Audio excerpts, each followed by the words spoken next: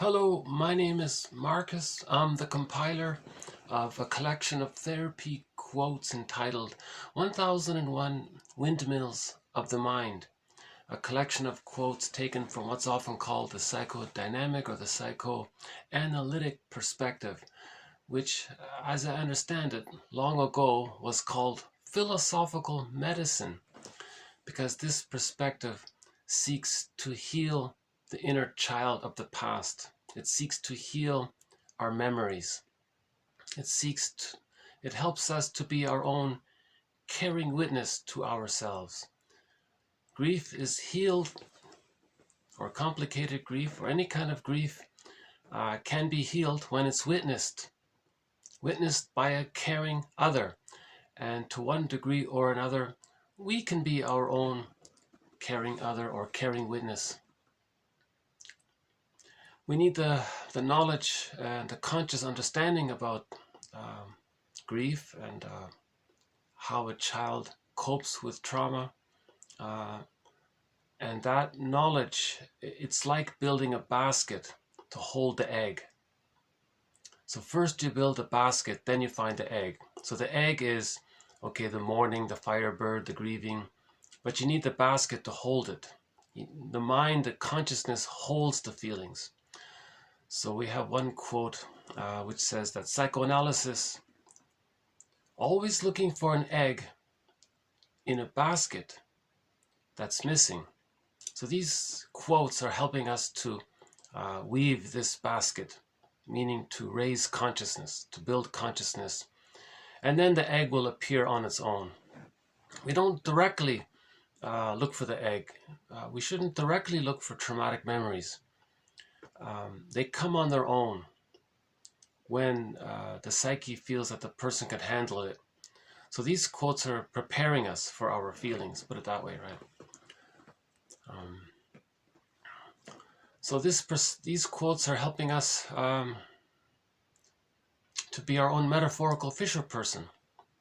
The metaphor is that in mythology, the unconscious is a symbol, the ocean is a symbol of the unconscious, or the unconscious is symbolized as the ocean.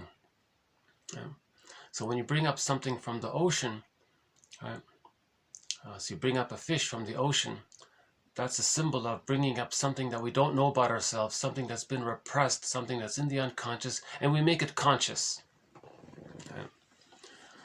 These quotes, yeah, there are a few other metaphors for this perspective. The main thing is that, well, let's use Charles Berg's metaphor. He says we want to unpick the threads of a traumatic script. See, when there's trauma, the child gets stuck there. He builds a narrative around that trauma and he's stuck there, but he's not aware of it. So he repeats it over and over again. So that's a traumatic script that he's repeating. And he distorts the present based on that script to see if he can get a better outcome. And he's stuck like that, like Sisyphus. So we want to unpick the threads of a traumatic script and use those threads to weave a new, natural, normal, healthier script. In normal, natural, healthy development, that leads to I'm okay, you're okay. Mutuality. Marriages become like fine wine. People can make I statements. They know their interests. They can express themselves. In relationships, there isn't this exaggerated fear of expecting the other to abandon them or expecting the other to be impinging upon them. The two people are seen in their own right, and they can make I statements. Right? So if the two people can make I statements, the marriage becomes like fine wine. So the I'm okay, you're okay mindset comes from whole object relations. Whole object relations is the natural byproduct of a healthy development, normal development. Normal development means the mother is more loving than frustrating. If the mother is more loving than frustrating, the child can go through what's called the separation individuation process. Right? So Mahler says that the psychological birth, so man's main task is to give psychological birth to himself if he didn't get it naturally by the age of 3 with a secure attachment style. So with a secure attachment style, the child achieves a psychological birth because he's able to go through what's called a separation individuation process with these various sub-phases. The first sub-phase is that the baby needs an extended womb. He or she comes out of the womb too early. They need an extended womb for the first 4 to 5 months on average. This is called a stage of social symbiosis. So the baby's needs need to be automatically met, unconditionally, automatically, perfectly according to the baby's needs. So the mother's perfectly attuned to the baby's needs, just like the baby's needs were automatically met when he was in the actual womb. In this extended social womb, okay, it's like an egg, like a psychological egg womb. Right, this extended womb or social womb, it's called the stage of social symbiosis, the stage of undifferentiation, the stage of fusion. The baby doesn't know where he ends and his mother begins. It's all fused there in his mind. He thinks that the breast mother is just there to serve him. It might even be a part of him, serving him. But whatever it is, it's there to serve him, as that's natural, right? So the baby needs to get his needs automatically met between birth and 5 months. If it is, optimally, Margaret Mahler says, optimally, or it's a positive symbiosis, then the child feels safe enough to begin to hatch out of that second egg, out of that psychological egg, out of the second womb. Now he's beginning the separation process. But his needs to be met. In order to do that, if he's too frightened, he stays in it, waiting for the love to come out. The child needs the love and the basic trust to feel safe enough to leave the mother. If he's too frightened to leave the mother, he stays there. So if the child doesn't get their needs met during that phase, or if they don't even enter into the symbiotic phase, or they do, but they're prematurely ejected, or they're in it, but it's negative, that can lead to all kinds of complicated personality patterns. The narcissistic pattern, the BPD pattern, the imago character, the hostile provocative attachment style, the bully pattern, and there are the symbiotic character disorder, and there are a few other personality patterns that come out. And in this series, 1001 Windmills of the Mind, so there are theories about the different personality patterns that spring forth according to where the fixation takes place. So if the fixation of the arrested development, so the relational trauma or the developmental trauma means the child needed love to advance. He didn't get it, so he's fixed there. So depending where on that continuum between birth and 3, personality patterns are scripts, traumatic scripts are created around that trauma, right? And the child's going to replay and relive that script to see if they can get a better outcome, right? But it can't be done. That script, Burglar's metaphor is that his quote is that every neurotic is a music enthusiast, but the neurotic only has one record, an LP, long-playing vinyl music disc record. He loves music, but he only has this one record. And he carries this record with him everywhere he goes. Whenever he sees a record player, he spins off that one record. So at every new situation, he spins off that one record. He's replaying the traumatic script. So I won't try to summarize the different personality patterns in this video, but I've tried to do it in previous videos. Right? So between birth and 5 months, there are several patterns that spring forth from it. It's either the I'm not okay, you're not okay, or I'm okay, you're not okay, or something like that. Right? If the trauma takes place a little later on, between 18 months and 36 months, that's the codependent pattern. They're holding on to the original I'm not okay, you're okay. Right? And there are personality patterns from that. But by the age of 3, if the child gets more love than frustration, he reaches whole object relations. He can differentiate. The splitting is healed. He has a connection to himself. He has the I, the sense of self, ontological security. Okay, that leads to access to the real self. Right? The real self allows the person, I'm okay, you're okay, mutuality. So man's main task is to give psychological birth to himself if he didn't get it naturally by the age of 3. Approximately 70%, by one estimate, didn't get it. Only 30% got it. So how do we give ourselves the psychological birth? Well, we go on the midlife audit. So it's called the second journey, or the hero's journey. So around midlife, we do an audit, right? We recognize the truth, realize that we're still using infantile, immature defense mechanisms based around that early script, that early traumatic script. We mourn the losses through our understanding that we're then able to mourn the losses. Then we can unpick the threads of a traumatic script and weave a new script, right? So in that last video by Sonia Friedman, she says you're going to feel different at 50 than you are at 20, right? Or you're going to feel different when you're older than when you're younger. If you're not, that means that's a sign that you might still be using the traumatic script.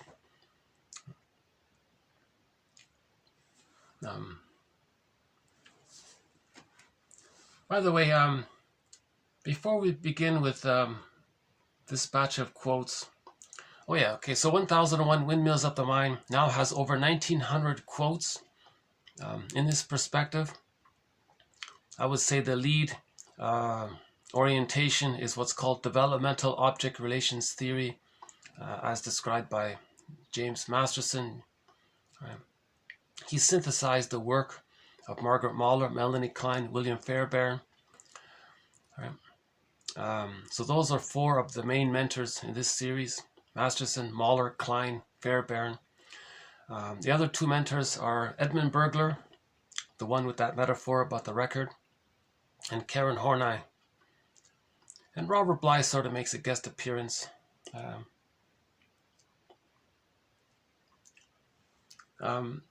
So we have, but the psychoanalytic perspective, broadly speaking, in this collection, we have over 30 threads or themes or topics around how we can be our own existential detective, how we can be our own caring witness, our own metaphorical fisher person, how we can unpick the threads of a traumatic script and use those threads to weave a new, healthier script, how we can make the unconscious conscious, how we can build that basket for the egg, how we can heal the splits, get the key which opens the cage, and we get the golden ball. We have 30 themes or threads towards this end.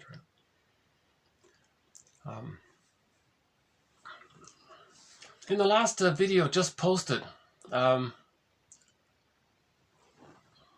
on a sec. Let's see how we doing outside here today.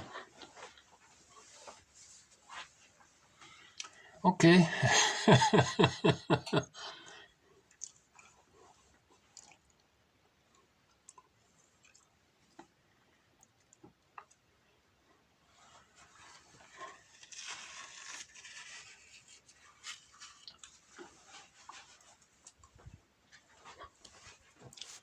In the next video after this one, I think there'll be some more snow there.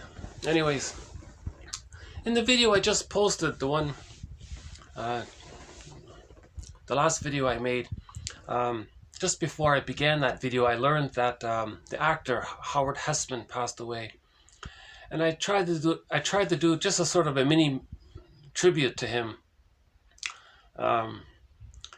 He's the actor who played the character Johnny Fever, the disc jockey in the comedy, in the 70s comedy WKRP in Cincinnati.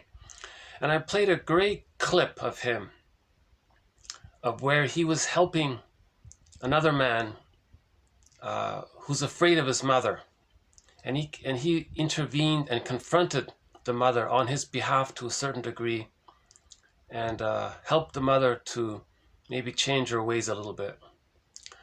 So now I just noticed just now, as I start this video, that it got blocked. My whole video got blocked because I'm not allowed to show that clip from the TV show.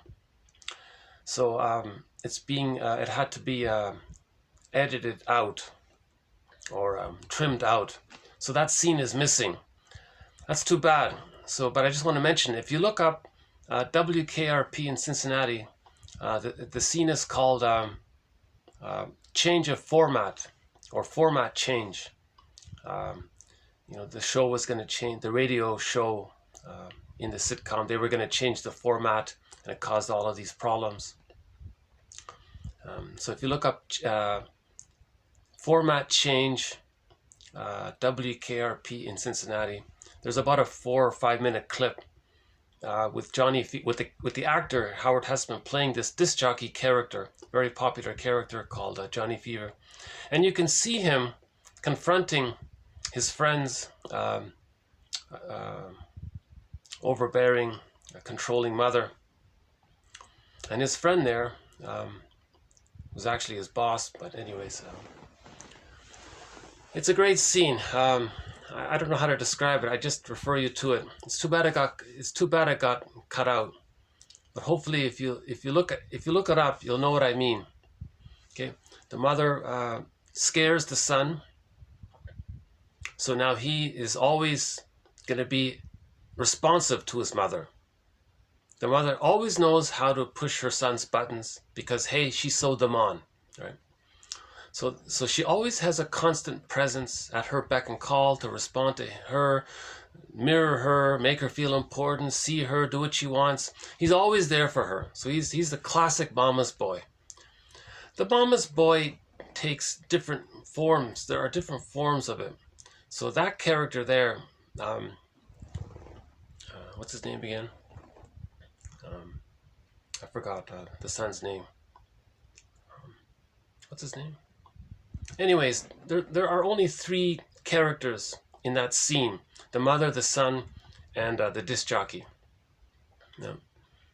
So it'll be clear who's who when you see the video.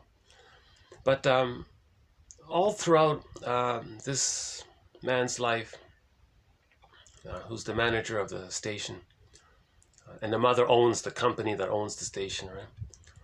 So she's working for the mother. In other words, still tied to the mother, right? Working for the mother. But all through that boy's life, he was terrified of his mother, and she would control him, make him feel guilty. And so she arranged it where she rewarded him if he's dependent on her, but punished him if he tries to be successful. That was the pattern. Now that pattern was seen in that clip. If you watch that clip, that pattern is replayed like Sisyphus. So in that show, he was starting to become a little more successful, the son. And then she decided, let's change the format to make it fail. She wanted to keep the son down. And she used some excuse about how she can, play the markets and make more money elsewhere. But her emotional agenda is I think, to keep the son down again. She masked it with the short selling of this in the business world. So she's actually going to short sell her son's company, sub company or whatever, so she can make a profit. But that's her way, I think, the template for that motivation, the psychological underpinnings for her decision to short sell her son, to sabotage her son's success. She wanted to. The son was starting to become successful, so she squashed it to put him down again. You see? So that's so Johnny Fever stepped in and said, "Oh my God!" So there's a confrontation there with the mother. It's a great scene. I thought it was fair use. I only played that one little clip, so that got trimmed out. So Howard, so that actor. He also played in another TV show called Head of the Class. He was a very good high school teacher. And one time in the sitcom, his student was upset. He said to her, "There's something in you that makes you you. How can someone else's opinion of you be stronger than that?" So I thought that was a good line. So that quote is posted here. If you look in the search engine here, type in Head of the Class, you'll find that quote. or just type in, "There's something in you that makes you you," and it should show up. That's a great quote. That quote, that TV sitcom quote has been given a TQ designation, a therapy quote entry. Right? So we have therapy quotes not just from psychoanalytic authors, but from TV shows, from movies, from Spellbound and Lady in the Dark, and now Voyager. We have quotes from the sitcom Psychoanalysis. That's a great comic, by the way. 1955. Four issues of this comic Psychoanalysis was put out. Tales of inner turmoil. Okay? Tales of inner turmoil. Okay? So the therapist is helping the clients to unpick the threads of a traumatic script and use those threads to weave a new, healthier script. Okay? So Ellen there, for example, in this one, she had unconscious guilt. Freddie was going to be Iago, and there are other issues here. So this is, it's called here, People Searching for Peace of Mind Through Psychoanalysis. This is the complete run, by the way. There were only 4 issues put out, but these 4 issues altogether, if you add the therapy sessions from each issue all up, it's a total of 12 sessions. So there were 4 with Freddie, 3 with Ellen. Okay, that's Ellen there, and 5 with Mark. He's the womanizer, toxic masculinity, very aggressive, belligerent, rude, very crude guy. So we understand why he became like that. He was going to become Iago. She had social anxiety and unconscious guilt, and he wasn't. He had the most issues. Let's say that. And this comic talks about dream interpretation, transference, projection, repetition, compulsion, unconscious guilt, right? And a few other important themes in the psychoanalytic perspective. So just to clarify, this comic is not some frivolous comic. This is actually part of the mental hygiene movement, right? This teaches psychoanalysis. This is educational. Yes, it's dramatized to a certain degree, but not to the point where they made it ridiculous. They preserved the educational elements of it. Okay, so this is educational. This is mainly educational, just decorated a little bit by exaggerating a little bit, but it's educational. And we've posted a few quotes from this. Okay, so they did a great thing.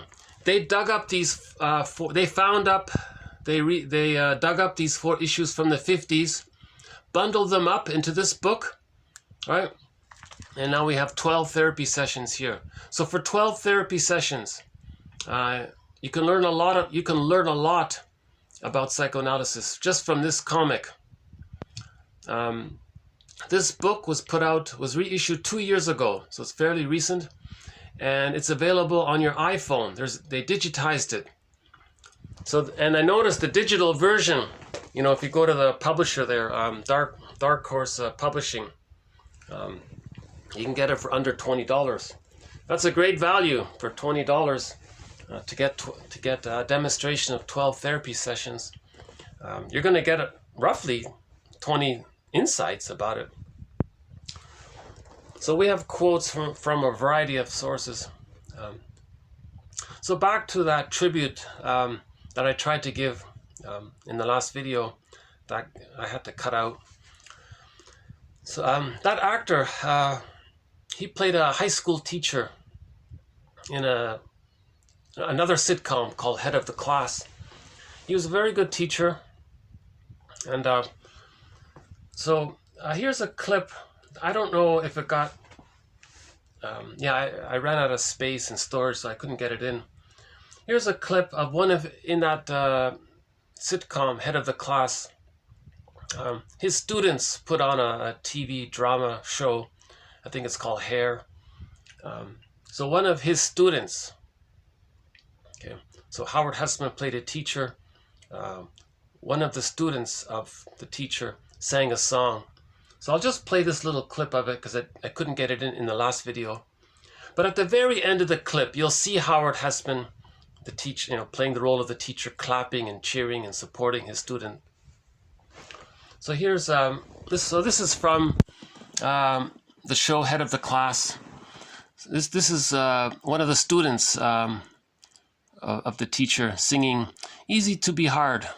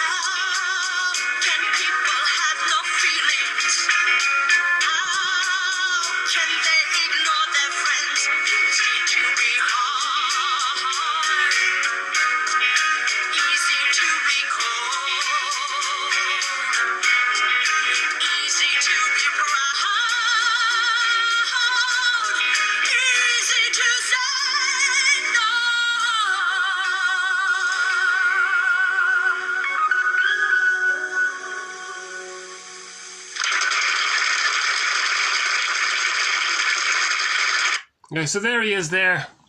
Okay, so that's Howard Hessman there. Okay, so he played the disc jockey in WKRP in Cincinnati, and the teacher in this show here. So just to make sure it showed up, why don't we try it again here? Hold on a sec.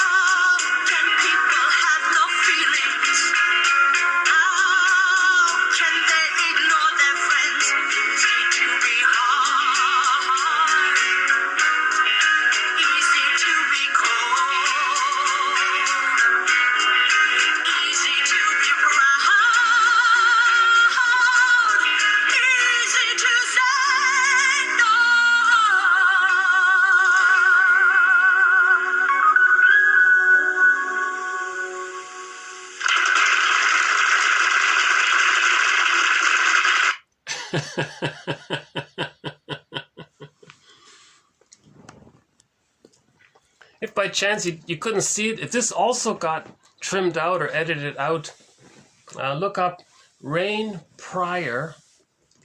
That's the singer's name, Pryor.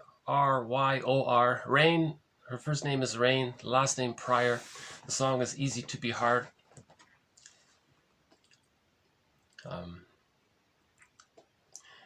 Yeah, that's a big topic right there, right?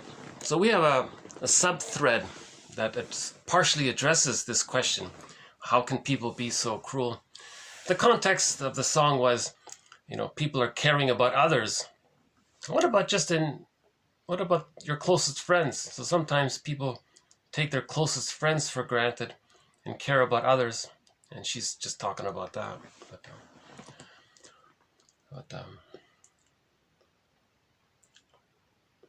So there, yeah, the backdrop was something of a social nature, but she was talking about sort of an interpersonal issue. But it was a pretty good song there. And again, there's our tribute here to Howard Hessman. So he played two very likable characters, you know, Johnny Fever and WKRP in Cincinnati, and the teacher, I forgot the name here, but he played the lead teacher in this show here, head of the class. So two of the finest TV show characters he played, right? Everything else, I haven't a clue about anything else that he did, but that's a pretty good legacy.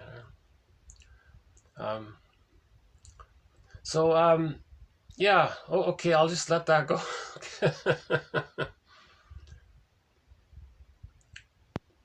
So let's move on to this batch of quotes. So this batch of quotes actually is a redo.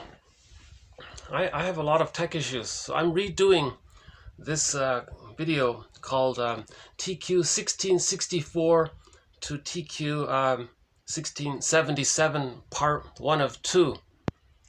So this is part 1 of 2 of TQ 1664 to 1677. But if you listen to part 2, I make certain references to part 1, but that part 1 got lost in the upload. So that's not available, so ignore that, because now I'm redoing this part 1, and I don't fully remember exactly, and things have changed. So whatever, if you watch part 2 and you say, oh, in part 1 I said this, or you'll see this, I apologize, that's not there now, because this part 1 is fresh. It's a different, every time I do a video, every time I need to redo a video, it's almost completely different. Sometimes it's better, sometimes it's worse. So let's do 1664 to 1677, part 1 of 2. This is a redo of it. And we begin with a very key quote. Oh my God, this is one of the most important threads throughout this series. This thread on what's called the splitting defense, or so again, defense mechanisms are maneuvers of the mind, maneuvers within the mind, mental mechanisms of the mind within, to help the child deal with anxiety. How does the child deal with immense persecutory anxiety if she's on the phone and he's hungry? He has no concept of time. He doesn't understand that in 5 minutes she's going to come and feed him. He's terrified now. Now he's relating to this rejecting woman. Right? Now, because of the fusion and because of his small size, he may imagine this rejecting woman not as an ordinary mother on the phone. He may see her as a frightening entity. Right? It's called primary process thinking. Right?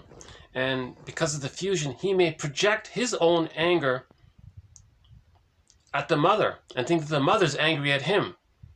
His needs is to incorporate and take in mother's love and milk and comfort and soothing. He needs to take in her mother, not only her milk, but her tenderness and the experience with her of being accepting and loving. He has to take that in. So the baby needs to take in, right, mother's love and milk and so on. He may think, and because he's so angry at her, he may think that the mother's angry at him and wants to devour him. So his need to incorporate, he may think that the mother wants to incorporate him. His anger at her, he displaces because it's fused. Remember, he has no differentiation between him and her. He thinks the her is him. So he wants to devour himself in a sense, but it's her, right? Because of the fusion. So he may think that she wants to devour him. Now, the fairy tale depicts this in Hansel and Gretel as the witch wanting to eat the children. And in that book, there's a book called So the Witch Won't Eat Me.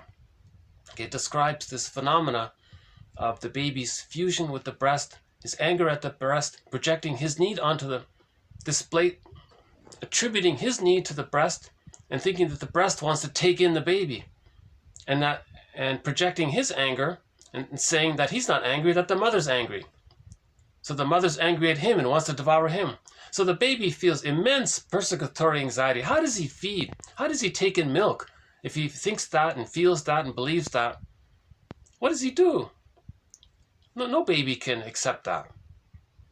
So in reality, the more rejecting and frightening the mother is, the more he needs her, the more he clings to her, ironically. So he's very attached to her and in a very negative way. But it's terrifying. It's immense. There's a lot of stress there. I'm sure the baby's getting a lot of cortisol by this. He's very stressed by this. Yeah. But he's got to feed. Now, how does he feed? A maneuver of the mind, a trick of the mind. He's going to deny that he's bonded to this frightening other and hallucinate that he's bonded to a wonderful breast. And through that fantasy or unconscious imagination or delusion even, then he can feed. Now he can feed if he thinks he's bonded to the good breast. So that's called the splitting defense mechanism. He's bonded to the bad breast, but he's going to think he's bonded to the good breast, and they're separate. He can't think they're together. He can't bring it together. The frightening experience at that time when the mother's on the phone outweighs the loving experience because the child doesn't have memories. He can't draw on any past memories because there's no time there. And that's called the splitting defense mechanism. Now, if this is chronic with the mother, if she's constantly on the phone all the time and miss a tune, not meeting the baby's needs, or doesn't even care about the baby, or she's absent or misguided or read a magazine using the bottleness schedule, makes the baby cry themselves at night. If she's doing all of these awful things, that means the mother's being rejecting chronically. That means the baby is going to be more attached to this negative rejecting mother. How does he survive his childhood with such an abusive mother? From the baby's point of view, she's being abusive again. She may be innocent in her thinking. Young mother doesn't know what she... Right? So from the baby's point of view, how does he survive this? He's having a very hard time. How does he survive this? He hallucinates that he's relating to a goddess mother. Okay, so in the fairy tale or the myth, you got gods and demons. So that's... his mind is like that now, right? So myths and fairy tales describe a child's traumatized psyche. Myths and fairy tales describe the inner world. Myths and fairy tales are true on the inside, not on the outside. They're true on the inside. They describe the internal world of memories and fears and needs and things that happen, how the child coped with the anxiety. Myths and fairy tales describe the inner psychology of dealing with a rejecting, unavailable mother. Okay, so if you read a fairy tale, it's like a dream. Everything belongs to one psyche. Okay? So just like you wake up in the morning, you had these dreams, everything you dreamt belonged to your mind, your psyche. Okay? So a dream is a soul story. Now, myths and fairy tales are like dreams. They're soul stories. They all belong to one mind. Yeah. So you have to keep that in mind when we talk about the psychology of myths and fairy tales. It's the psychology of trying to describe the inner mind of a traumatized baby, right? We can ask ourselves, so why was the mother so misattuned? Why was she so rejecting? Why did she make the baby cry at night and so long and ignore him? So we have a whole thread in this series. I won't redo it here, but it's called the Jocasta style of mothering. Some mothers adopt what's called the Jocasta style of mothering. So just quickly, once again, if the mother herself didn't get a secure attachment style, and she's stuck with a traumatic script. Okay. That means she's repeating what happened to her. Now, if she's repeating what happened to her, she's trying to express her anger at her mother for what happened to her. Now, how does she show her mother? How does he express her anger at her mother? One case might be, sometimes, if she later grows up, has a child, she's going to do to her child what her mother did to her, because she wants to show her mother in the mind what she did to her. So one author puts it this way. She says, it's as if she's saying to her mother in the mind, look, mother in the mind, you see this nice innocent child, your grandchild? Well, I'm going to show you what you did to me. I'm going to do these negative things to them, be misattuned to them, gaslight their needs, shame them, reject them. I'm going to do to them, I'm going to do to your grandchild what you did to me, because I want to show you what you did to me. So she's still, that's called a negative magic gesture. She's talking to a memory of her mother in the mind. Right? Now she's blended with that negative mother in the mind. So she is her. It's called identification with the aggressor. She's trying to differentiate from the mother. But how does she differentiate from the mother? She wants the mother in the mind to change her ways. The mother in the mind used her, and she got rejected, so they're fused there.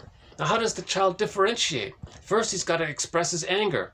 That's what the story of Orestes is for. Orestes expresses his anger. Again, that's a symbol of expressing anger at the mother. That's all it is. It's true on the inside. So if a child says, Mother, I didn't like what you said. No, I don't like you using guilt trips on me. No, I feel this way. I think, no, I disagree with you. I don't like what you're doing. So when the child stands up to his mother, okay, that's all that means. So in this case, back to the scenario here, the mother is trying to express her anger at the mother by showing her up, by trying to show her up, embarrass her, to tell the world how bad she was, by doing to her child what her mother did to her. Maybe to embarrass the grandmother, to get her to change her ways or something. But again, she's talking to a memory of her mother, which she thinks is a part of her. It isn't, but she adopts it to be a part of her. Now this memory of her mother, this phantom, so again, Lowell says negative memories, they're like ghosts or phantoms. Right? We want to lay the ghosts to rest, right? But this phantom, sorry, it's kind of little dry in here. Hold on a sec, let me. Okay. I hope my delivery isn't too distracting.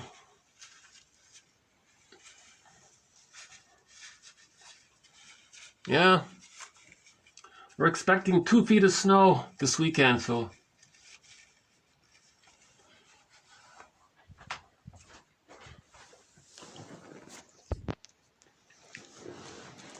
So the mother, so this mother is talking to the phantom. Right? Now this phantom is not going to fly out of her mind, enter into her mother's body, make her realize what she did. She gets a huge revelation, picks up the phone and apologizes to her adult daughter. And she gets the apology and she understands, she cries.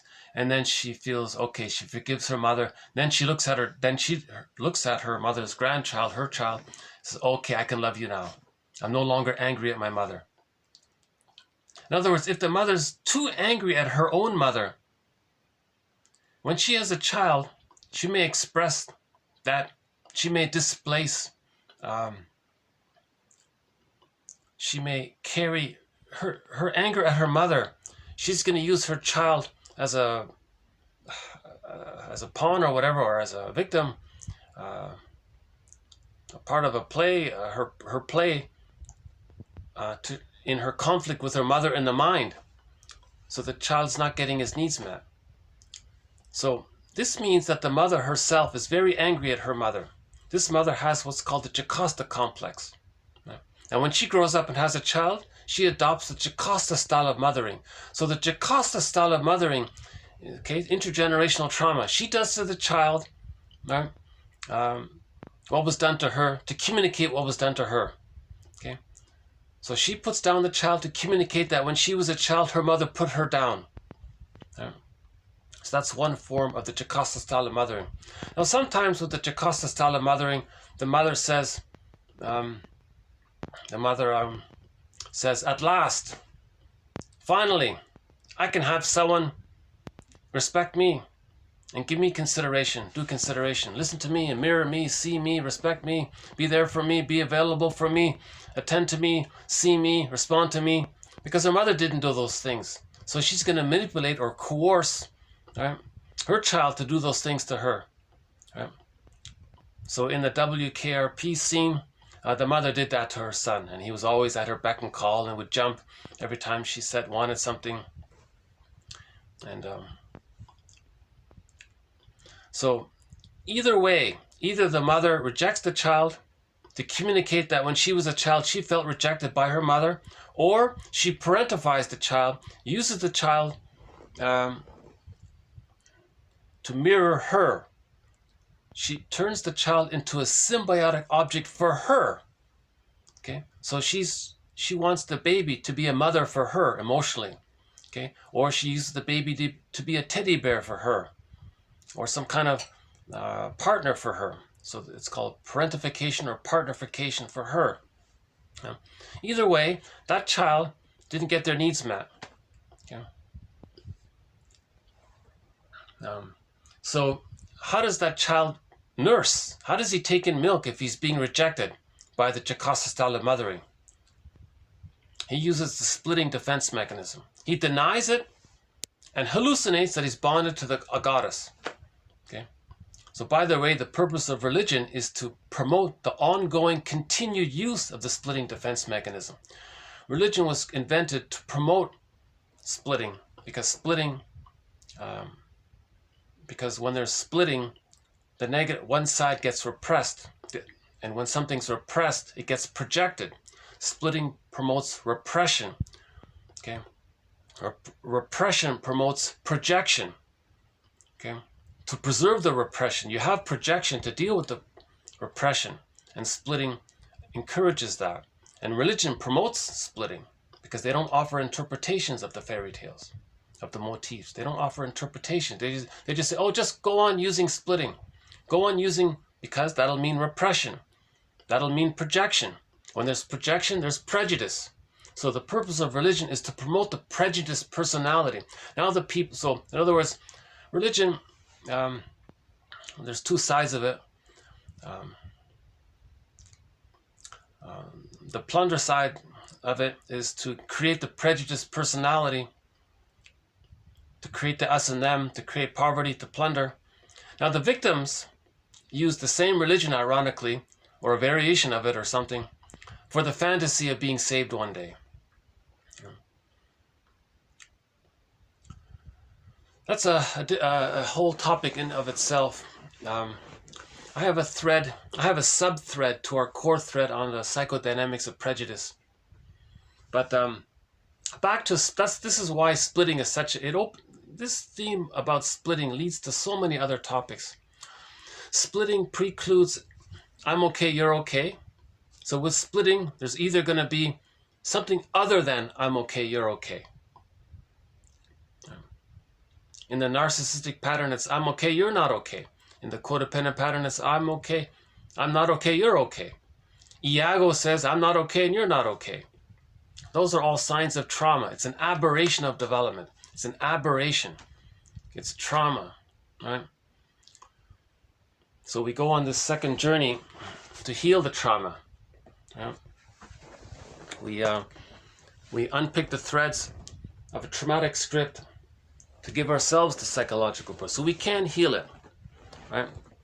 We have a song. We'll play a song at the end that touches on this idea a little bit. So stay tuned. Stay tuned. So we've been using Rinsley's quote all along. A key quote throughout this series is by Rinsley. He says, splitting precludes mourning. The psychic structure needed to mourn losses is whole object relations. Just imagine two tennis balls. The other is you're differentiated. Diffusion. Right? It's not two tennis balls blurred into one big ball, right? It's just one ball, two balls into. It's two separate tennis balls. It's whole object. Mother's a person, the child is a person. We're talking about psychologically, spiritually, emotionally, right? In this invisible feeling kind of thing, life force way, right? How it links with the brain and the perception and the needs and all this. So the psychics, okay, but splitting precludes whole object relations, because if the child is frightened with the mother, in order to deal with the anxiety, the persecutory anxiety, they continue to use splitting. In normal development, the split images of the mother, good breast, bad breast, come together, and it's just the mother's one person. The child can accept the reality that she's partly loving and partly frustrating, and he can accept the two sides. If the child can accept the two sides, that the same person loves him, the same person frustrates him, and he can handle that. He can only handle it if the love outweighs the frustration. Then he can handle it. Right? But if the frustration outweighs the love, he can't handle it. He uses splitting. It's either or. That leads to either or thinking, all or nothing thinking, devalue, you're all or nothing, those kinds of extreme opinions. Prejudice, of course, is from that, right? So splitting precludes mourning. Andre Green puts it this way: the child simultaneously introjects and splits off the mother imago, making mourning impossible. Okay? Making mourning impossible. If the person is psychologically fused with the other, in later life, if there's a loss, they can't mourn it, because that would be like, the reference point would be like mourning the loss of themselves, but they can't. So they can't mourn. Okay? So fusion prevents mourning. Splitting, right? And fusion are the negative fusion, and splitting leads to the negative fusion. The fusion can't allow mourning. So if making mourning impossible, if the person doesn't mourn losses in life, that can lead to complicated grief, aggravated grief, pathological nostalgia, melancholia, emotional fatigue, burnout, nervous breakdown, soul loss. Right? That can lead to delayed onset of relational or developmental trauma. Okay, so with developmental trauma, the onset of the trauma is delayed. Okay, so at midlife, the person has the symptoms of PTSD now. Thinks, whoa, why does he have PTSD at midlife?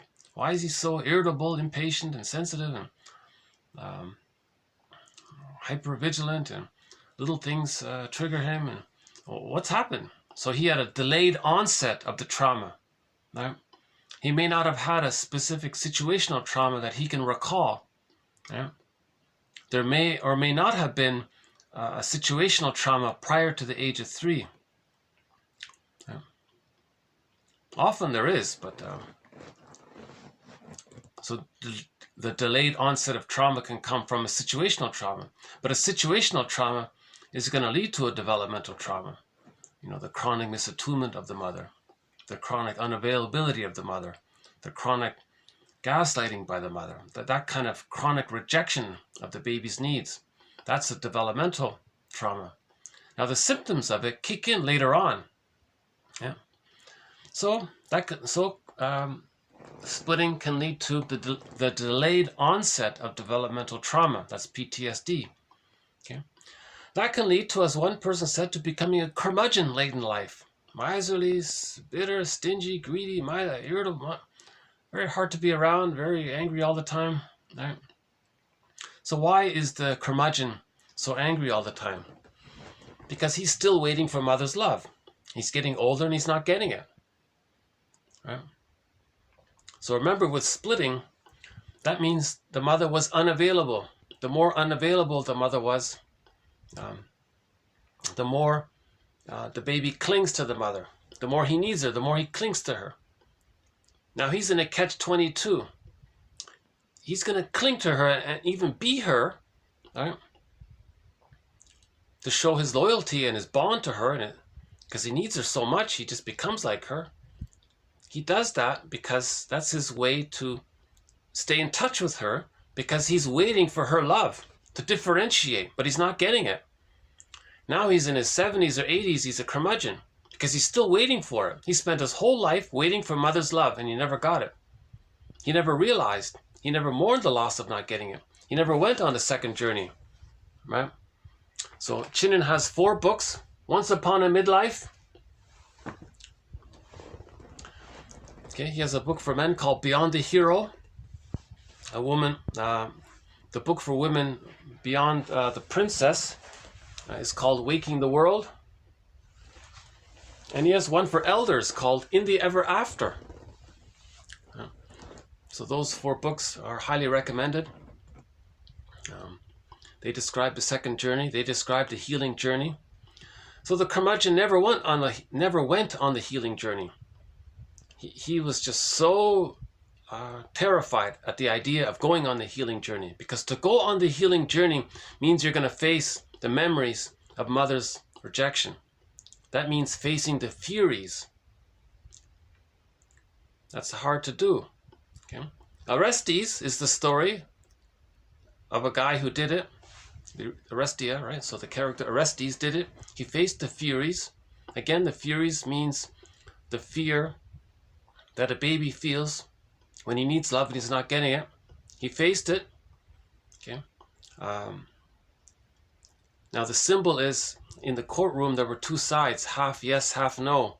That's the splitting. So he acknowledged the 2 sides of the mother. He forgave her and understood her to the point where he could understand her. Understanding, love, forgiveness are the same or synonymous, and the anger towards her. He got the 2 sides. When he reached the 2 sides, right? Athena, that's the symbol for the psyche's innate drive for healing, said yes, it's the whole. The Furies became the gentle ones, the Eumenides, the Sentries. Okay, so the frightening feelings became gentle feelings. We feel, therefore we are. So if you know your feelings, it protects who you are.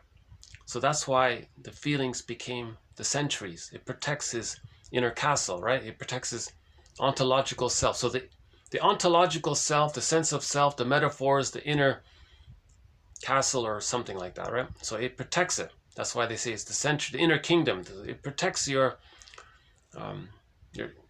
sense of self, right? So the feelings protects your ontological self. So he achieved a psychological birth. You see, so Orestes achieved a psychological birth, right? So he got that inner sense of himself, the I. He got the I, right? Not just the me, but the I. And the feelings. So when you feel, you feel, therefore you are. So you know your feelings. That's connected to your ontological self. So the curmudgeon didn't go on that journey. He stayed bonded to the rejecting mother in his mind, so much so that he becomes her. Now when he becomes her, he shows his loyalty to her by doing to others what his mother did to him. Okay, so he's negative and rejecting and devaluing and cynical and negative humor, put down humor, shaming humor. He's putting others down because to show, okay, his mother in the mind, look, mother in the mind, I'm doing what you did to me. I'm loyal to you. That's called failed empathy, by the way. The mother's not receiving empathy by this. Yeah. Also, he's angry at her.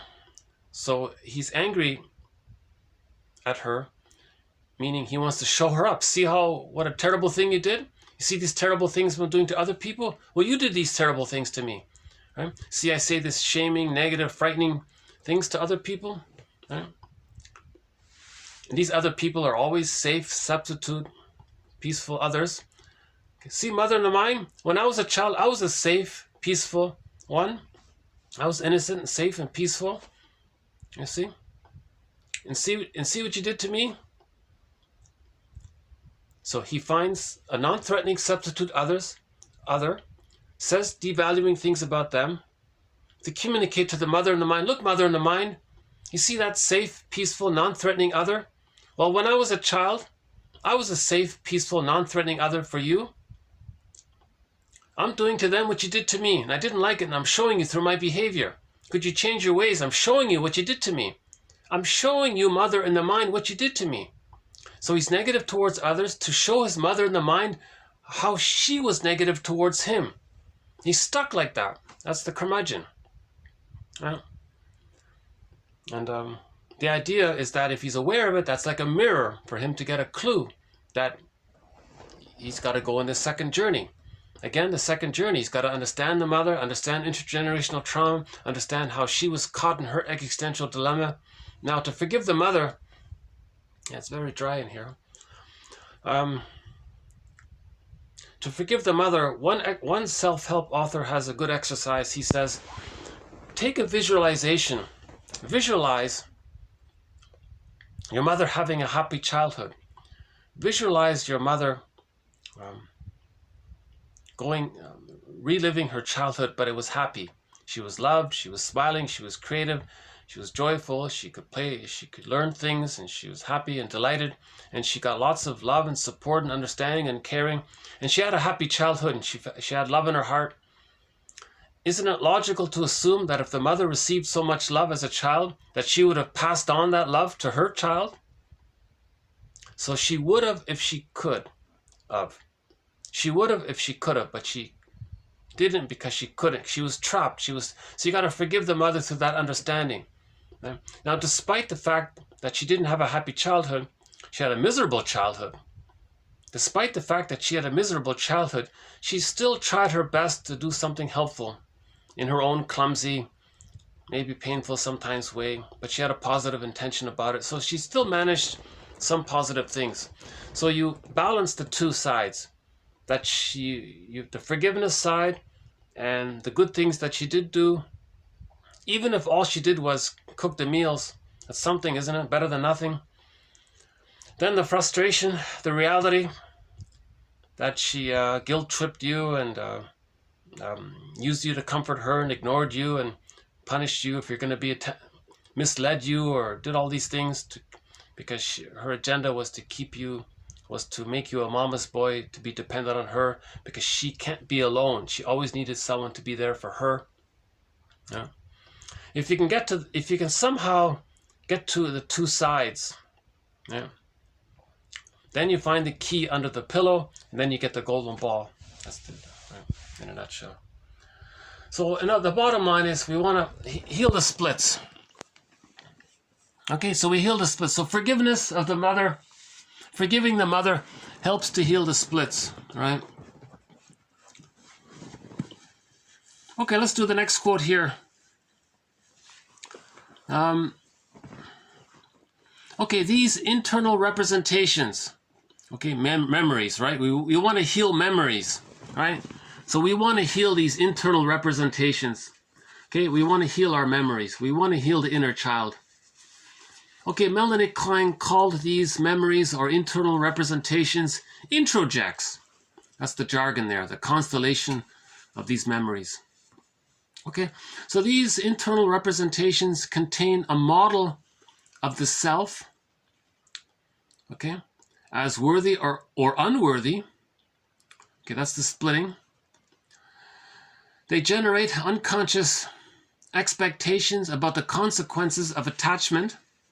Okay, that's the traumatic script, the repetition compulsion. And provide a context for later social relationships. Okay. These working models are constellations of ideas about the basic lovability of the self and expectations about the trustworthiness and availability of others.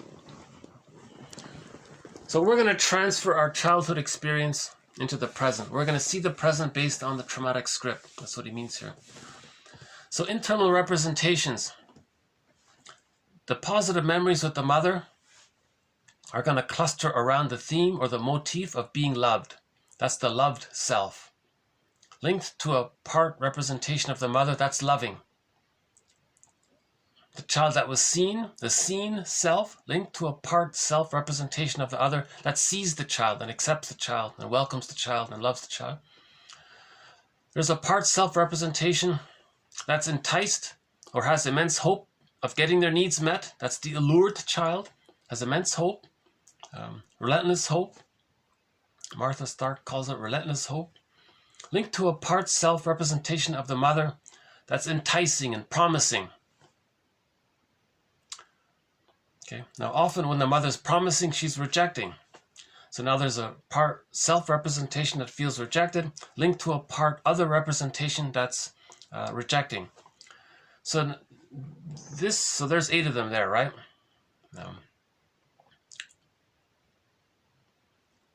There are more, but let's create that's an internal theater. So these memories cluster around those different 8 themes. This cluster of memories consolidate or amalgamate, and it's called an internal representation. An internal representation, or an introject. Now these introjects are like imagos, images of the self and other. The self that's loved, the self that has immense hope, the self that feels seen, the self that feels unloved. Okay, the other that's loving, the other that is witnessing, the other that's enticing, is the siren or something, the other that's rejecting. That's like an internal theater here. That's a fragmented soul. If this doesn't get healed into I'm okay, you're okay, whole object relations, one self that's whole, one self that's other, by the age of 3, that's a traumatized psyche. So we want to heal this internal theater. This internal theater is depicted in myths and fairy tales. Now, a lot of energy is devoted to all this, because there's a lot of feelings down there, a lot of unconscious mental pain, psychic pain, emotional pain, unconscious guilt is there. This is in our unconscious, this internal theater. And it's as if it has a mind of its own. And this mind of its own, this unconscious ego, is trying to heal this. So the unconscious ego is going to project any one of these characters onto others in the present. So we've got the vertical and the horizontal. So so the unconscious ego is going to get the conscious person to see or think that something on the inner is on the outer. That's like creating a mirror for the person to see what's on the inner. Okay, so projection is the means of bringing repressed material, traumatic material to consciousness. So projection is the psyche's attempt to create this mirror to help the person to become conscious.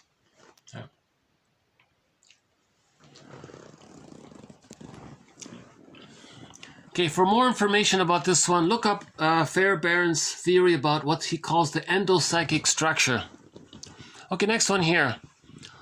The power that this mother realizes through rejection of her son, leaving him with an unresolved dependency.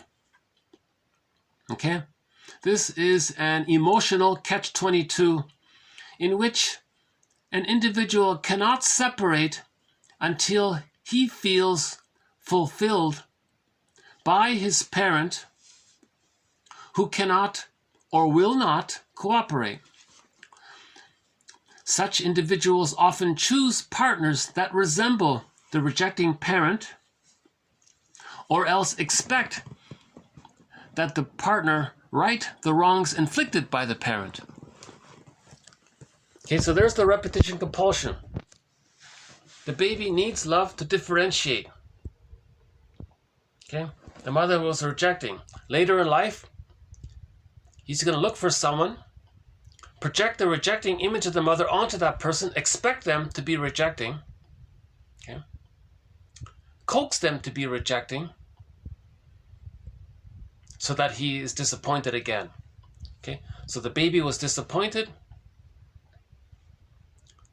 He wants to master that trauma. He's going to relive it.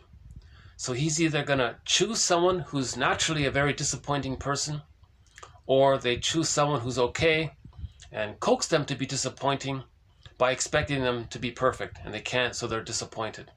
So they're reliving the traumatic script, Edmund Burglar's record, once again. The anger or anxiety that someone feels in relation to their partner leaving for a vacation or staying away too long has origins in early attachment.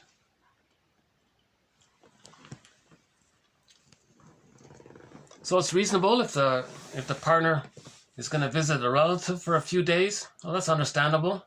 But if it triggers immense fears, so that triggers the past abandonment. Transference is an intrapsychic phenomenon in which the person transfers to someone important in the present certain conflict-laden ideas and feelings that are more appropriate to someone important in the person's past. Okay, key sentence there. Again, transference is an intrapsychic phenomenon in which the person transfers to someone important in the present certain inner conflict-laden ideas and feelings and memories. Okay? Feelings and ideas and thoughts that are more appropriate to the mother or the father or the sibling, not to the person in the present. The result is that the person brings to an important relationship faulty, that is, inappropriate patterns of expectation and behavior that have originated in an earlier frustrating relationship to the client's childhood. Okay, so it's dysfunctional. It's dysfunctional to expect your friend in the present to be your breast mother. One does not observe transference, okay, proper. You don't really physically see it too clearly. Like in this cartoon. We have a cartoon here, this one here. See, there's transference there, right? See, here's an example of transference. The client is actually 6 feet tall and the therapist is only 5 foot tall. But he's transferring his memories of him being a baby scared with a giant, frightening parent. So he sees the small therapist as a giant and he's the baby. So this is inappropriate, right? So emotionally, he feels like this. So transference makes the person feel like this, something like that, right? Okay. Comedy there. Okay.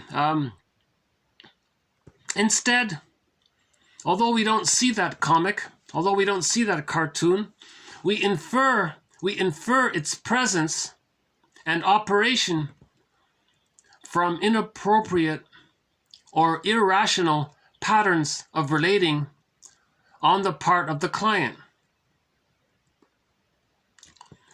Thus, a sector of the person's experience of the other in the present is influenced by his or her attributions from the conflicted past. This can make the client's overt reactions to the counselor irrational because the reactions are not based on the reality of the current situation. One form of insight occurs when the client recognizes the connection between past experiences, the there and then, and their reinstatement in the present here and now. With self-understanding comes the possibility of making choices that were not previously available. In other words, the client is now aware that he or she may make a conscious choice of what to think, feel, or do vis-a-vis the conflicted area of experience. Okay, so by seeing how we project the past into the present, if we see it, okay, now we can make choices, right?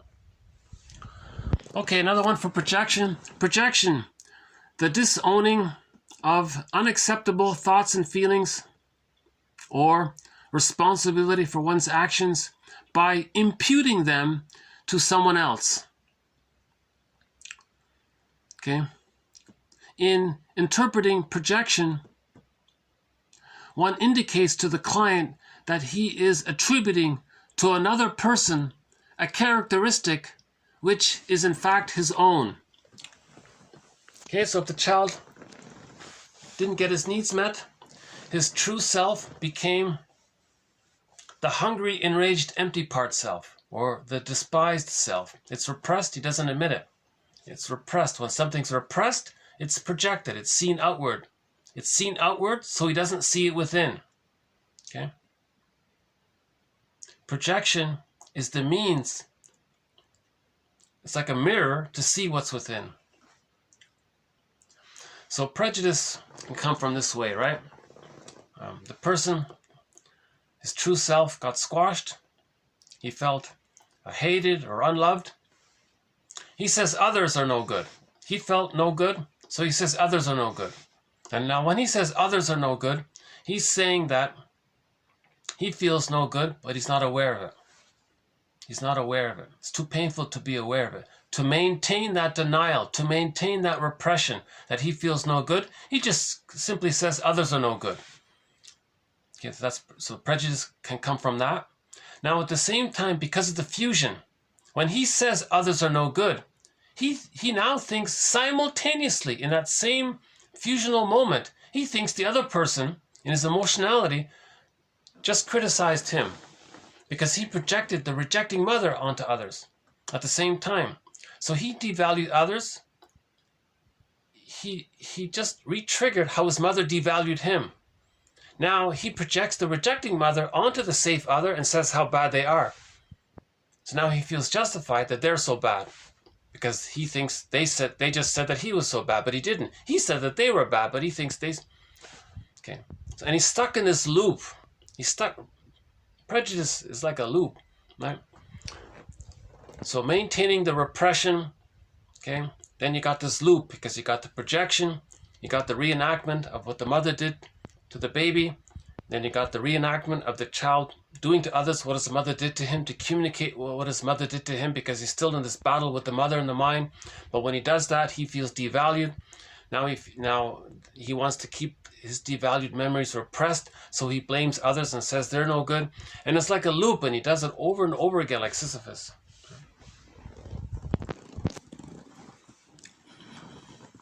Okay, so projection, prejudice. Prejudice is a way to bring unconscious material to consciousness. Okay, the mother externalizing or scapegoating or the scapegoating of her problems onto her child is often seen insofar as she is judged through him or her. And that's what the person wants. The person wants other people to judge their mothers through their behavior. The person unconsciously wants someone to say, well, your mother gave you a hard time, didn't she? Now he's in denial. He'll be very angry because he is the frightening mother. So he's stuck. He'll be angry.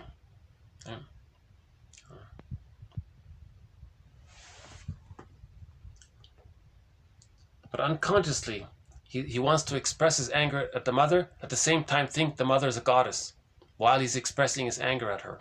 He's stuck like that. That's the splitting. Premature weaning can lead to splitting. Okay, premature weaning from the breast. It does rupture the symbiosis of the biologically determined mother-infant unit. Okay, biologically determined mother-baby unit. The baby's born, he expects to be fused with the mother. He expects the breast there.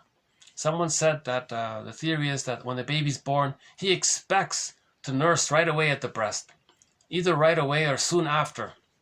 But he expects a real breast. No bottle, no schedule. That's a disappointment. They broke the symbiosis. Premature weaning can break the symbiosis. That's prematurely ejected out of the womb.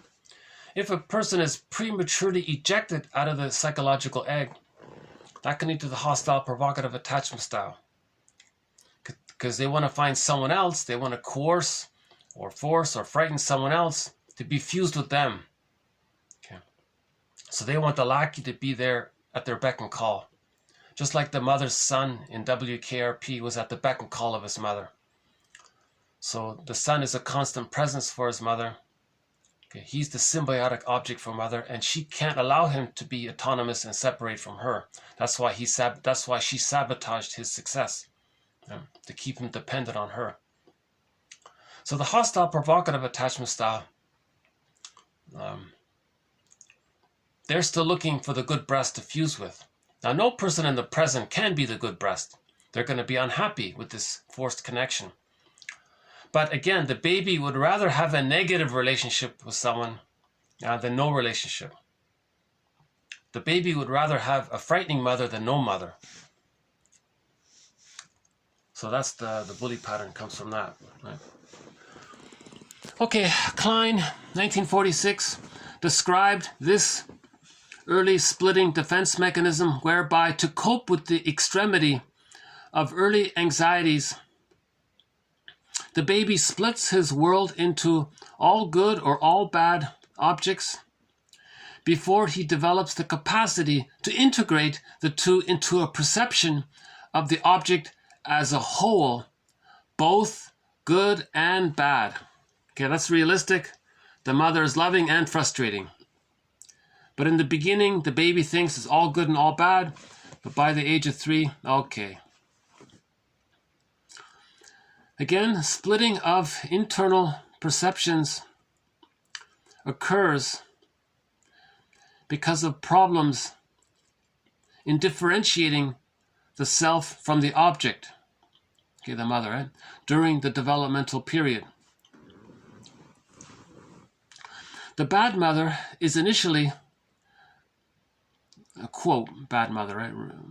When the baby doesn't get his needs met, he's angry, he makes a judgment, he labels her as bad. That's all it means, right? So, quote, the bad mother or rejecting mother is initially the mother that is withholding, okay, withholding or absent. The, quote, good mother is the one that is gratifying or satisfying or available. If this split in the young child's psychic representations of his mother is maintained, okay, then later on, in the case of men may divide women into 2 categories that originate with splitting of the mother into good and bad parts, good breast, bad breast. For this reason, an apparently inexplicable prejudice may be derived toward the bad mother category or psychic imago or internal representation or introject. This may be any woman experienced as frustrating or rejecting, okay? Or it may extend to a generalized category of women seen as, okay, you know what, quote. Okay, there's a book called Why Men Love Bitches, right? Something like that. The good mother or psychic representation imago, okay, is reserved for goddesses, Madonnas, and so on, right? Who are the kind of girl you take home to mother? Okay, so in the end, no full human relationship is possible with either. So he's saying here, if splitting is still being used, the guy may generalize women as either the girl next door, the one you take home to your mother, or the woman you're embarrassed to be seen with your friend, that kind of thing. All right. So there's a splitting. So he doesn't see the woman more realistically. He exaggerates women as either all this or all that. So he's saying prejudice can be applied to men and women can do the same thing, presumably. Okay, in this novel, by the end of the novel, he failed to use his art to heal the splits. So I forgot which novel he was talking about, but in the novel, there were these all great characters and there were these all heroes and villains. By the end of the novel, nothing changed. He didn't heal the splits. The artist is meant to use his psychological understanding to heal the splits, to understand why the person became so rejecting, and to understand the reality that the person isn't a goddess. To find some, rather than perpetuate, like in religion, there are goddesses and demons and that's it. Don't look at the psychological underpinnings of how you came to these ideas, these unrealistic ideas. No mother is a goddess or a demon, but religion promotes the emotionality of that in the unconscious, and that leads to prejudice. Psychoanalysis seeks to heal splits. That's the goal. We want to heal the splits, right? And to restore, it means, bring the two sides together, heal splits. Right? And to restore and enlarge the ego to the greatest possible extent. Therapists try to provide clients with absent signposts and find means to heal deep splits. Okay? Splitting precludes mourning. Okay? Splitting precludes mourning. One therapist says the goal of therapy is to help the person to mourn. To help the person to mourn, you got to heal the splits. How do you heal the splits? You got to consider the idea that there's unconscious ambivalence towards the mother, that the person is denying. He's denying that he hates he's angry at his mother. He comes up as a defense mechanism against feeling his true feelings. He fantasizes that he thinks that his mother is the world's greatest mother and all that. So that's reaction formation. If a person over-idealizes their mother, puts them on a pedestal, okay, religion promotes that, right? Goddesses and all that. Put your mother on a pedestal. Mother's Day, world's great, it promotes that idealization. That's a reaction formation, okay? To keep you in touch with the truth of your feelings, that you're really angry at the mother, but you can't face it. So to way to stay in touch with your true feelings, but not be aware of your true feelings, you do what's called a reaction formation. Now, doing this is a mirror to recognize that there's unconscious ambivalence. The goal is to bring the two sides together. Woodman calls it holding the tension of the opposites. Okay? The opposites, that the mother was partly loving, but you're exaggerating it. You think she's a goddess. You might think, the mother, maybe she made the odd little mistake, but it wasn't that bad. You're in denial. The truth is, you're more angry at her.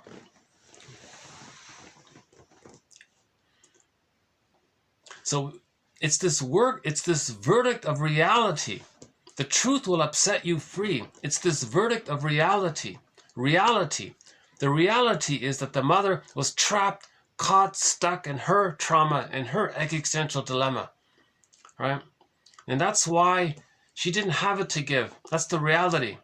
Now that's going to bring up feelings. One can be sad by that, sad for themselves that they didn't get what they needed, sad that their mother was caught in that terrible situation. Right? You're going to mourn the loss of who you could have been had you been loved. You're going to mourn the loss of who your mother could have been had she been loved. And same with the father. You're going to mourn the loss of all those years that passed for being in denial. For being in denial. Denial means you're still taking refuge in what's called the grandiose part self. In trauma, the true self gets squelched. All the baby has is what's called the grandiose part self. The grandiose part self, all babies have it up until the age of 18 months. With enough love, it gets dissipated. But if enough love isn't there, he can't dissipate. It doesn't dissipate. He has to cling to his babyhood infantile megalomania or primary narcissism called the grandiose part self. And he wants to preserve and take refuge in the grandiose part self. That's also called the false self. It's false. It's not meant to exist past 18 months. So that's why cynicism gratifies infantile megalomania. Another one from Burglar. Right? The mother put the baby down. He identifies with the aggressor. He puts others down. That preserves his one-up position because the mother was in the one-up position over the baby. He becomes her. He preserves his infantile megalomania by that. Right? So all the baby has is the grandiose part self. He identifies with the aggressor by being like the aggressor. Okay, thinking he's so important. The mother, from the baby's point of view, the mother was so important. Now he thinks he's so important, but it's all about him. That's the primary narcissism. Now the mother felt better having someone attend to her and respond to her. She felt safer by that presence, so she got serotonin. But she got it by devaluing the child, to hook the child and make the child dependent, because that's how she felt safe.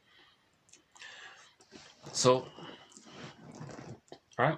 A person with a narcissistic pattern, for example, will do the same thing to others, what the mother did to them. The mother got serotonin by devaluing the child. The person with a narcissistic pattern, they're going to devalue others, and that's how they get serotonin. Okay, so this is called Schadenfreude. So their sense of pleasure is putting others down in their humor, in their attitude, in their prejudice, and so on. Right? Love and gratitude haven't entered the psychological picture. For the narcissistic pattern, the bully pattern, the Iago character, and so on. The codependent partner, partially, yes.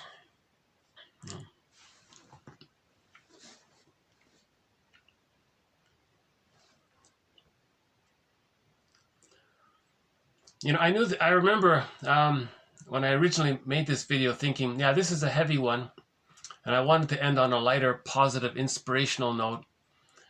So I referred to something positive here, something beautiful. So we'll end up on this one here. Okay, there's a beautiful image of the orchid.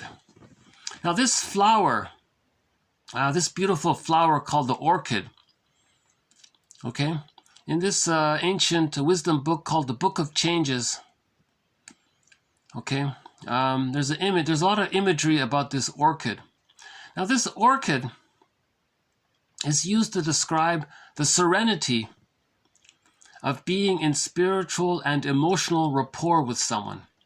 Spiritual and emotional rapport with someone, resulting in such phrases as orchid relations and orchid friends. Okay? So orchid relations, if the mother and the baby, if it's a harmonious relation, that's the orchid. Orchid relations. Okay? The baby has a need. The mother understands. She's attuned. She meets the baby's need. That's an orchid relation. If the child achieves a psychological birth and has I'm okay, you're okay, whole object relations. So in adulthood, if it's I'm okay, you're okay, not we're okay and they're not okay, not that. Okay? If it's, yeah, I'm okay, you're okay within a bubble and others outside of us are not okay, that's not it. I'm okay and you're okay with their friends and others are okay. Right? If it's that, that's called orchid friends or orchid relations. So I kind of like that image there about the flower.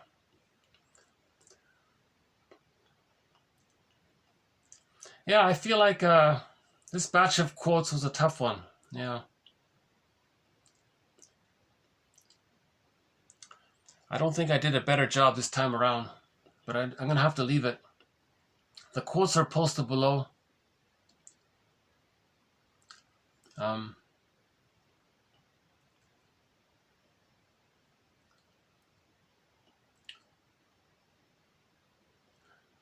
Let's do another song with that same singer at the beginning by Rain Pryor. She has a...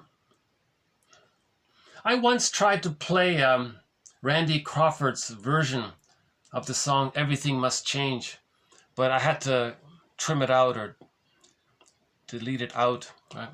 So I'm not going to replay it, so I'll just play somebody's cover rendition of it. So that song, that singer at the beginning, Rain Pryor, who sang Easy to Be Hard, she also sang Everything Must Change. So I thought, so healing, okay. So I thought just on an inspirational note, there's this song, everything must change, nothing stays the same. Well, why don't I just take a little breather here for a sec. Hold on a sec, let's see. How are we doing? Oh yeah, it's getting...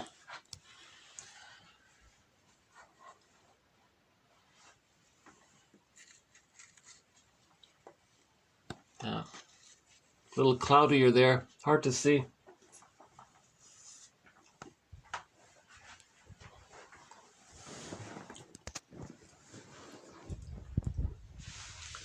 Yeah, this is one of my heavier videos. I'm not sure why.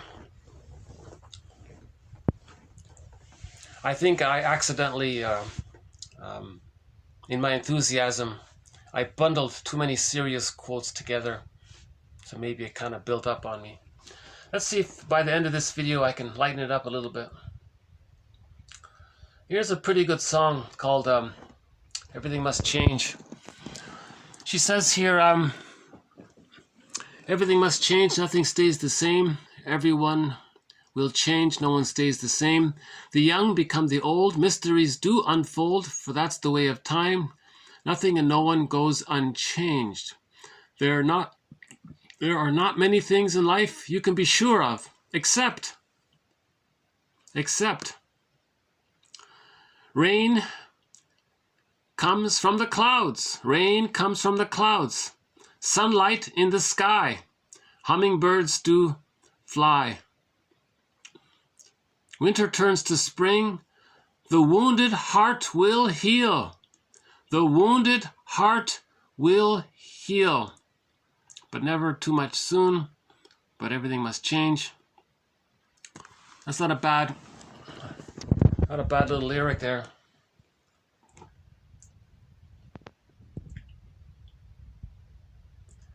I noticed there are different renditions of it, but that's sort of the main one there.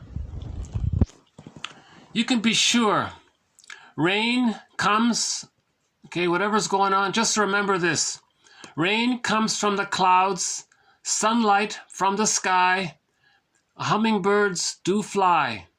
Rain comes from the clouds, okay, sunlight from the sky, hummingbirds do fly. Winter turns to spring. The wounded heart will heal. The wounded heart will heal. So here's a one cover rendition of it. Everyone must change. No one stays the same. The young become the old, and mysteries do unfold. 'Cause that's the way of time. Nothing and no one goes unchanged.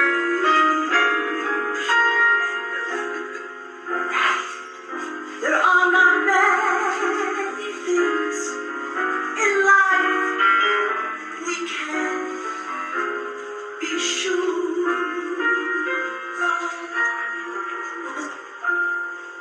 except rain comes from the clouds. Yes, you did. Sun lights up the sky. Sing it, girl. Hummingbirds do fly.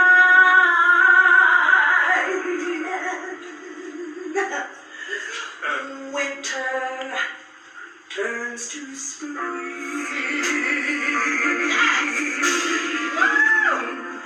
See your wounded heart will heal.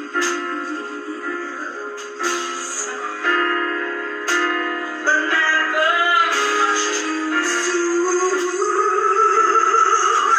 'Cause nothing and no one goes unchanged.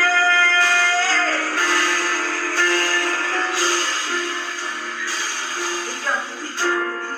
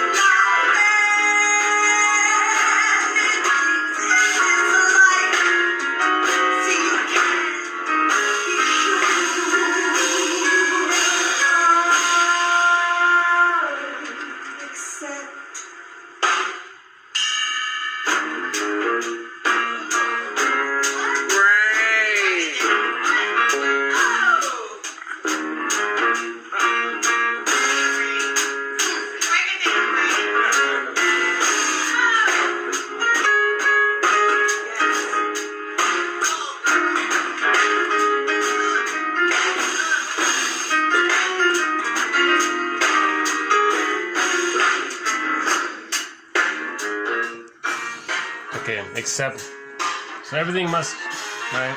So the lyric again is,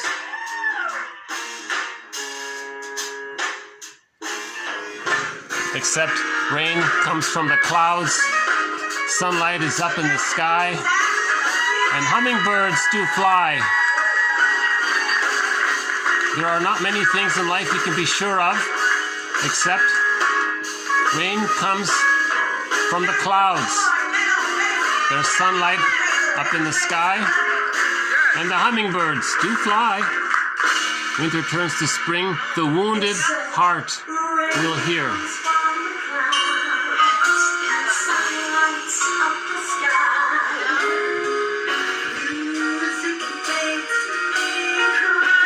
Music makes me cry.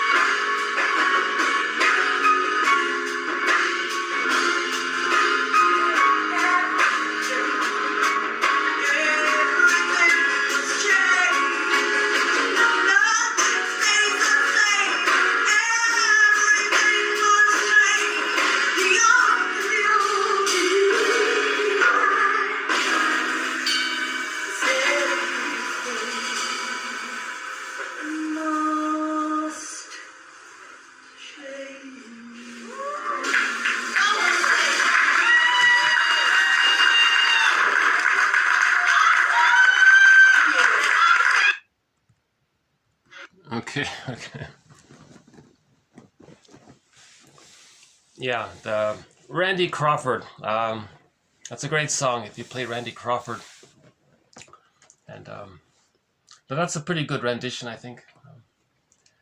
That's a hard song to sing, right? I think I can imagine that being a hard song to sing.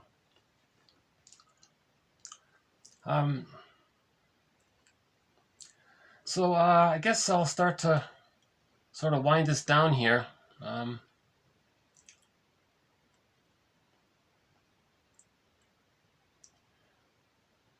Yeah, just a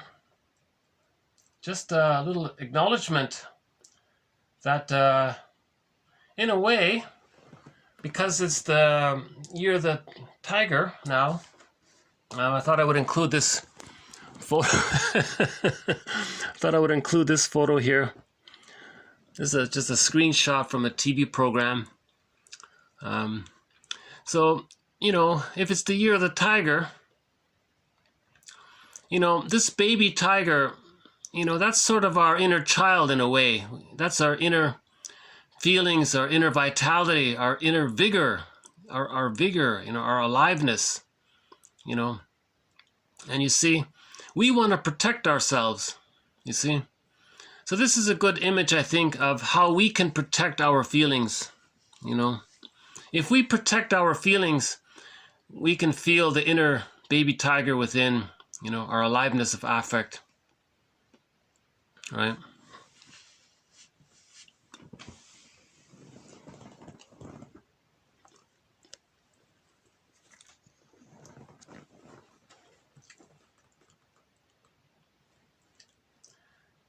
Actually, I have another very nice photo of the tiger here. I don't know what this poem is, but here's a great one. This is also from a TV program. It was from a news. It was on a news program about the year of the tiger, and they were talking about this photo here. And as usual, they got this poem on the side. I don't know what it says, but I'm sure it's interesting. That's another great photo of the tiger, right?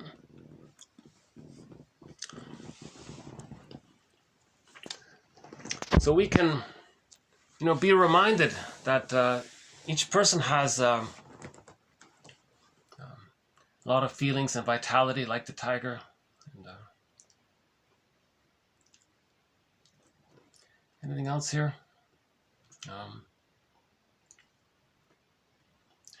Oh yeah, just one last little thing here about this book. Is it called Beyond the Princess? There's one little quote here from one of the fairy tales. Let's see. Okay, the Chinese notion of yin. Okay, yin. The cosmic female principle, or the feminine principle.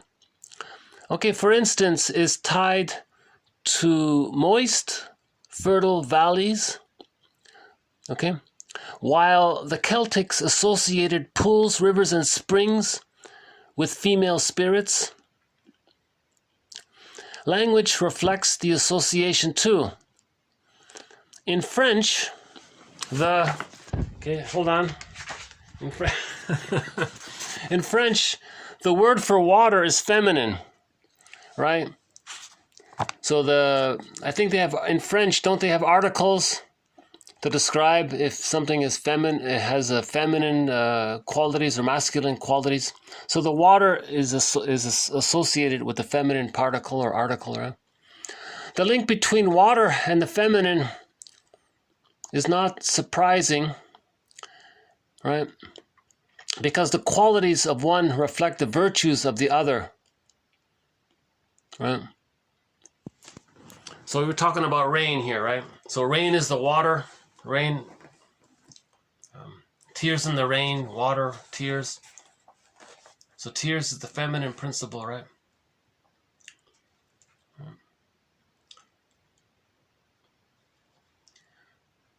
So the goal is to face the unconscious ambivalence,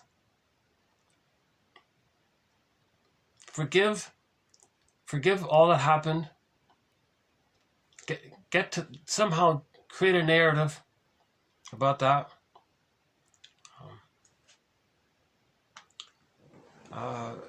Then we free up the traumatic script, so the wounded heart heals. That's the main idea.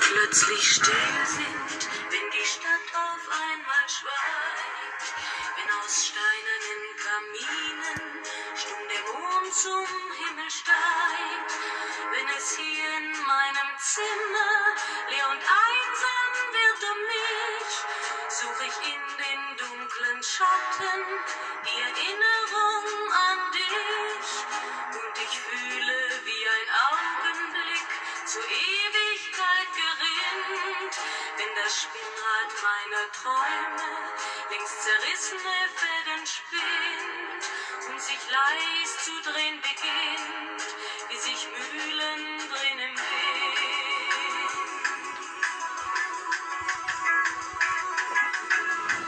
Und es kreisen die Gedanken ohne Anfang und By the way, wie die Schwellen my tea bag had a little tab on it today. It says, hold on a sec. This tea bag had a little tab on it. It said, live light. Okay, so live consciousness, know thyself, live the light. Okay, so seek consciousness, travel light. Okay, that means lose the narcissism, spread the light. Okay, so reflect your awareness and then be be conscious of yourself. Live light, travel light, Spread the light. Be the light. Be conscious. Search for consciousness. Go about in the world in a light way. Okay? Share your knowledge and be conscious yourself somehow. Not a bad quote. That's from that came from by the way, very good tea.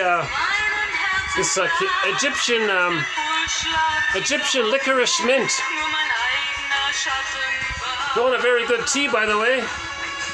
Egyptian licorice mint by the company Yogi. It's got let's see. It's got I don't know if you can see it here. Peppermint, licorice, cinnamon, cardamom, ginger, clove, pepper, more cinnamon, more cardamom, more ginger. Okay. This is an excellent tea. This has provided a lot of comfort to me over the years. Thanks very much. I'll see you in the next video. Bye for now.